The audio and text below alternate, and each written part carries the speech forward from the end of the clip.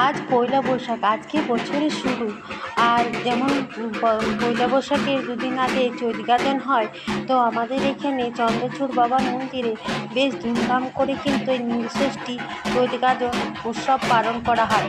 আজকে আমি পয়লা বৈশাখের দিন চন্দ্রচূড় বাবার মন্দিরে এসেছি। ওইটা কী নিয়ম ছিল আমি বলতে পারছি না, ওগুলো যারা ভক্তকামী ছিল তেল হলুদ নিম মেখে আর বাবার যে মন্দিরে চারপাশটা ঘুরছিল। আমি এখানে বাবার মন্দিরে বাইরে থেকে একটু প্রণাম করে নিলাম, যেহেতু এখন আমাদের কালাছুট যায়নি, 1 বছর হয়নি, বাইরের থেকেই প্রণাম করে নিলাম। আর গাজন উপলক্ষে এখানে কিন্তু বেশ বড় সড়ো করে মেলা বসেছে। মেলাতে কিছু কিনলাম না, একটু ঘুরে দেখলাম মেলাটা।